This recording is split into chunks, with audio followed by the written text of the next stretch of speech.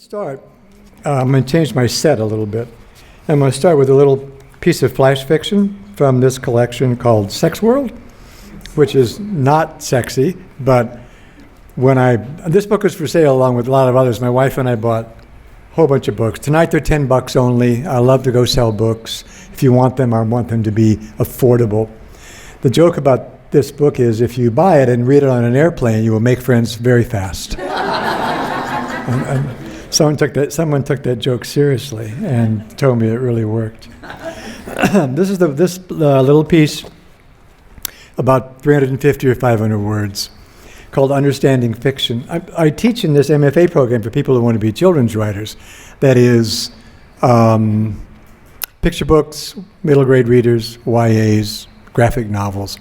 The money is pretty good. I was telling Doug about this for YA fiction. I think anybody who can write some poetry can write for young people. Not that it's easy, but the prose is very clean.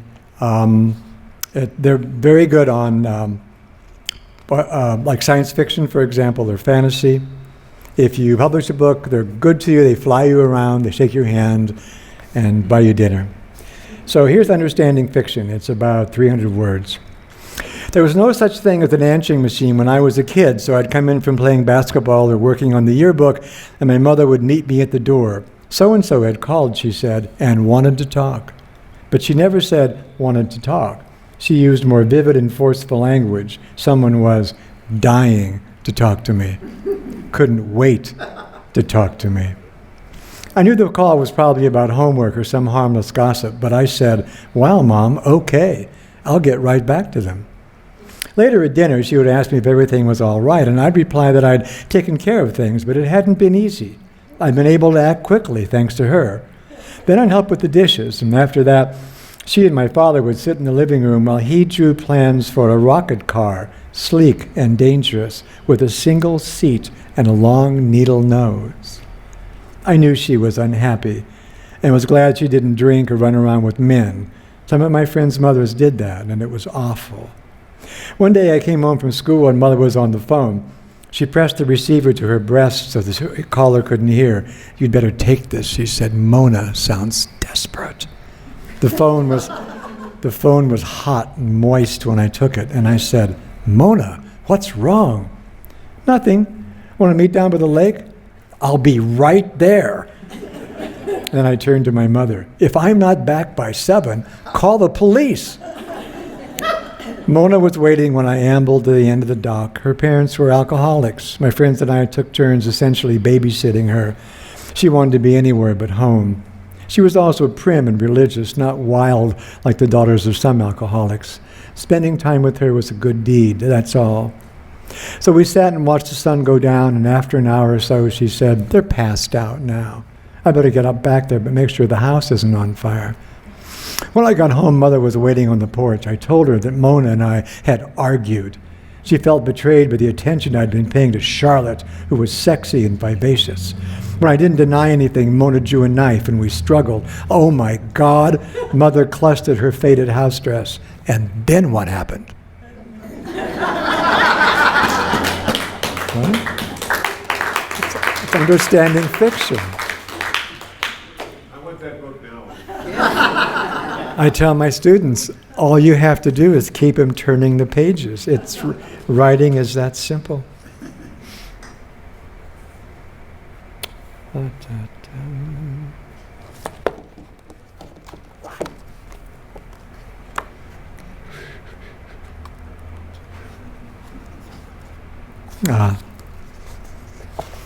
I love this poem, he said modestly. I obviously like to pretend to be something other than what I am. I like to pretend to be a girl or a woman or a thing. And I like to pretend that I found things. I'm going to read you a poem about a page from the Apocrypha, which I claim to have found. And this poem, called Little Red Riding Hood, a memoir, I pretend that I found a diary or a journal, something that Red Riding Hood has written. Few people think about fairy tale characters as grown up. Little Red Riding Hood is always a child with her riding hood. So in this poem, in her memoir, she's 52. And the poem begins like this. I'm not little anymore. Childhood, motherhood, butter and honey, salsa and chips, sour cream. But I was a knockout back then. None of the girls in the village liked me. They said things like, if you ever run into a wolf that talks, it means you'll be lucky in love. But I knew they were lying. Yet the idea seized me, a talking beast. So I set out in my riding costume, and I was a flame playing across the forest floor. And then there he was, and oh, the eagerness of him, the gusts of his breath, to take off my hood and dress, my anklets and shoes, the gauzy underwear pressed upon me by the stupid milliner's son, to slide into my grandmother's sachet-laden bed with him and play what strong arms, what strong legs, what white teeth. Now, I'm a matron, or at least matronly. I have children, one a gymnast, one a soccer player. I drive a Toyota Corolla. My husband still finds me desirable. When we make love, I like it when he slobbers. It reminds me of my trip down the wolf's gullet. And sometimes at that point I think about the woodsman. Without him I'd be dead. But then I remember the wolf snipped open like a pouch, and I cry. And my husband stops making love to me and kisses my eyes, the better to see him with.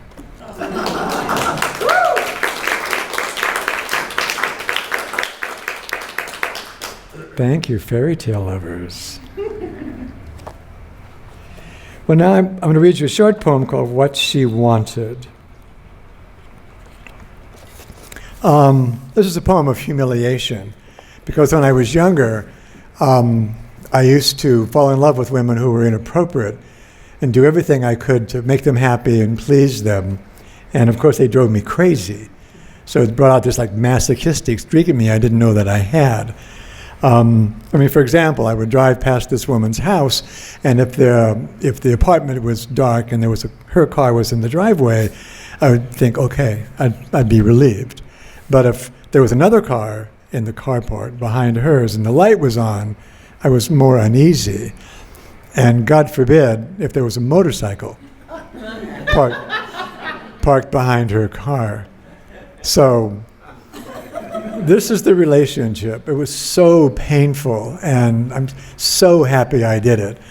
The older I get, I regret literally nothing, and I wish I'd done more foolish things. So this is not a flattering poem, but I hope you'll recognize it. Called What She Wanted, and the first three words lead into the first stanza. What she wanted was my bones, and I gave them to her one at a time, and she put them in a bag from Saks Fifth Avenue. As long as I didn't hesitate, she collected scapula and vertebrae with a smile. But if I grew reluctant, she pouted, and then I'd come across with a rib cage or a pelvis, until eventually I lay in a puddle at her feet, only the boneless penis waving like an anemone. Oh, now look at yourself, she said. You're disgusting.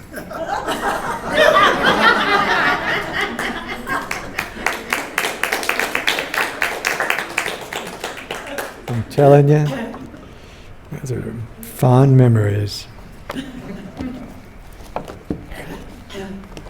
So now I'm going to pretend that I found a page from one of the books of the Apocrypha. You know the Apocrypha books of the Bible? King James didn't want books, some books in the Bible. That's why it's called the King James Version. The most famous Apocryphal book is the Book of Mary, but there are others. So in this poem, I pretend to have found a page from an Apocryphal book. And a lot of you are writers. I'm looking forward to the open reading. I like to hear the poets. This came from I'm sitting at a coffee shop near Bianca. What's the seminary in Pasadena? A seminary, okay? So it doesn't matter. It's a religious school. Yeah. I'm in a coffee shop and I hear these two people who are apparently seminarians. And they're talking about the Garden of Eden, where they like to live there and have every day be the same and live forever. Or would they trade that for the lives that we have, full of passion and pain and angst and delight? So I started to think about this. And when I think for very long, I want to write a poem. So this is called A Page from the Apocrypha. So, God throws Adam and Eve out of paradise, but they don't slink away wailing and ashamed like all those characters in Italian frescoes. Instead, Adam turns and says, you big lug, I've been 86 from a lot better places than this king-size salad bar. And Eve starts to laugh, something she's never done before, since there's nothing funny about perfection. Adam winks at her and laughs too. His hand smooths her hair, hers touches his chest. All of a sudden they're kissing and looking for a place to lie down. It's chilly, the ground is brambly and damp, but they don't care. They're in love. Not the God kind of love, all infinite numbers and tranquility, but the human kind of love, perilous and messy, the kind of love that makes you want to live forever.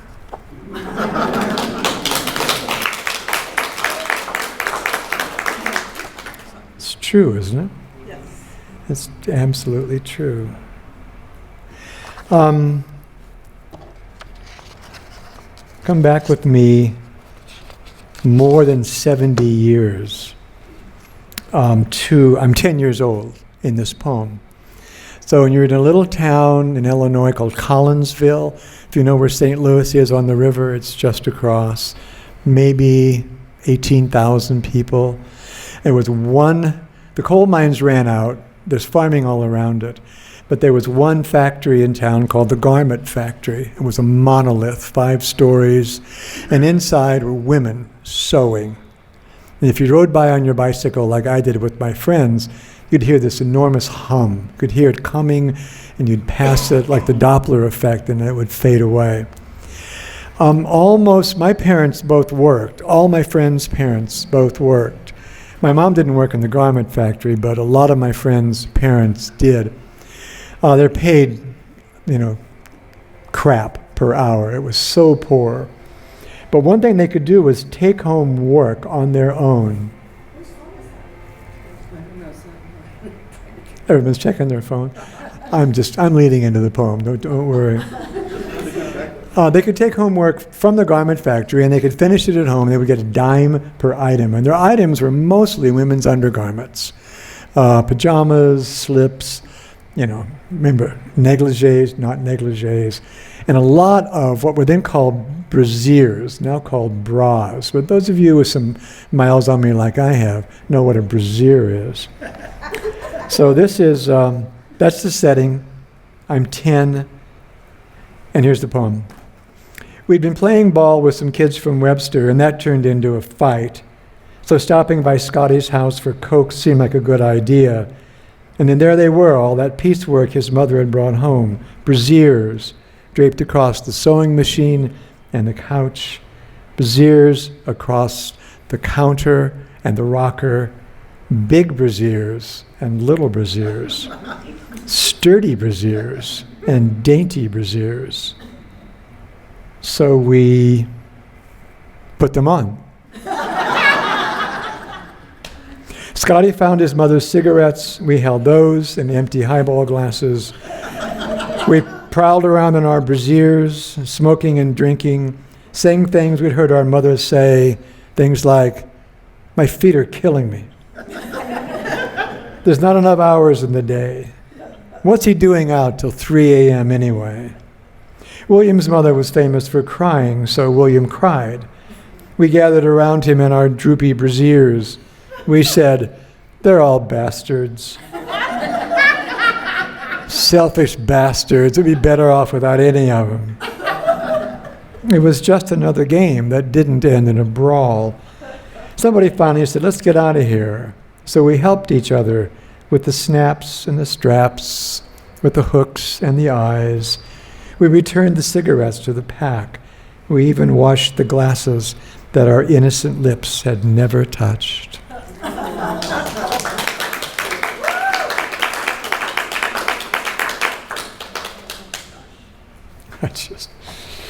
I love that little poem. Would it shock you to know that that didn't happen? I mean, there was a garment factory in my hometown, but I made that up. I prefer not knowing that. Would have been better off. Well, you know, I'm talking to writers. I mean, not a bunch of clucks. You guys are writing. Oh, there it is.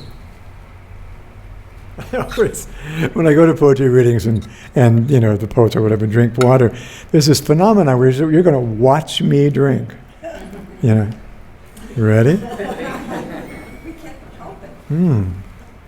And so good. My wife and I live in South Pasadena, which is just south of Pasadena, and and there's a big arroyo down there. So we get urban coyotes. Let me see, a couple more poems. We get urban coyotes, and if you know about that, everyone's divided. Oh, leave them alone, they were here first, or oh, get rid of them by any means possible. They took my child's kitty, because they take a lot of pets. That's what they eat. So I was thinking, I wanted to write a poem about this phenomenon. So I decided to write it from the point of view of the coyote. And of course, he's not going to beg for understanding. That isn't animal-like. And he's very bright, as you'll see. He knows his Shakespeare. So here's the coyote. I live in the hills, and my enemies live in the arroyo by the freeway. Maybe I shouldn't say enemies. We're not Montagues and Capulets, but we're different packs, so we don't mingle. That would mean lots of snarling and ritual posturing. Who has time for that? I'd rather keep to the shadows and listen to the humans argue or watch snippets of TV, shows that are sometimes educational but mostly full of violence and gore. I am fascinated by human nature. Take Maureen, whose husband ran away from home, perhaps weary of rolling over and playing dead. Now Maureen swears and weeps and talks on her tiny phone, and she takes her dog Coco for walks, and sometimes Coco wears a little sweater or a raincoat. It's astonishing. At first, Maureen picked up Coco and hugged him, and Coco licked her face, which reminded her of something her husband used to do after a party, so she put Coco down. But Coco is just a dog. He doesn't understand. Maureen has a friend who understands. Her husband also disappeared into a moonless night, but left a lot of Chardonnay. When those two get together, Coco is shooed into the backyard to do his business. An 8-foot fence is nothing to me. In an instant, I have Coco in my jaws, then over the fence again and up through the bougainvillea, and the petals, appropriately blood red, cling to my fur for a while. If there are pups, and there's almost always pups, I take most of Coco back. I watch the kids feed, snarling and tearing at the carcass, and soon all that's left is a rhinestone collar, which I add to the others, and when the sun is at just the right angle, they all glitter like treasure.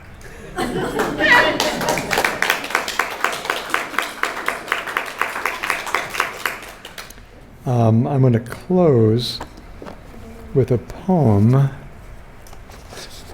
about being a kid's writer, called Dear Mr. K. My name is so difficult to pronounce and spell or remember that even though the poems that they're writing me about are in anthologies for middle school or high school, when they write me, it's Dear Mr. K. So over the years, I've gotten all these letters, and my wife keeps them.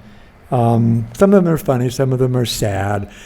A lot of them the spelling is bad, and I write back to everybody. I write them a postcard. You know, if they're going to bother to write to me, I'm going to write them back. So I was looking at some of these, and liking them very much and remembering how it would make Bianca and me laugh because they're so good-natured and the kids are so earnest.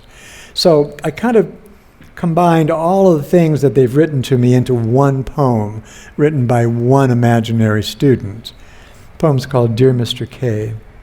Dear Mr. K, the reason I am writing is I keep seeing deeper meanings in your poems, but my friends say there's nothing there. In that one poem where you go to the racetrack, I think the rain stands for something, but everybody says it's just rain. You can settle things if you are kind and want to write back. I saw your picture somewhere online and you'd look kind for an old person. Do you do anything special to not look as old as you might look if you didn't do anything? Like a vitamin, maybe? I showed my father your poems and he said, "What are these?" See, that's an example of something my teacher calls compression, meaning a lot without saying a lot. Your poems are not very compressed. They are all over the place. They sprawl on the page like lazy cats. Do you like that simile? I sort of learned that from you. I agree with my father and mother, and nobody makes similes for a living. Or maybe I'm wrong. How much do you make per year? Or even per month? Or even per simile? If that's too nosy, Padetta didn't ask. I like you as a poet. You're very simple to read compared to famous poets. I showed my mother your poems, and she laughed, but not at the funny ones. Write back, okay? Soon, if you can. My grandfather looked pretty good like you do, but he died in church sitting up. Well, that's all for now. It's raining outside. If I was a poet, it would probably stand for something, but I'm not. So it's just rain. Thank you. And thank you.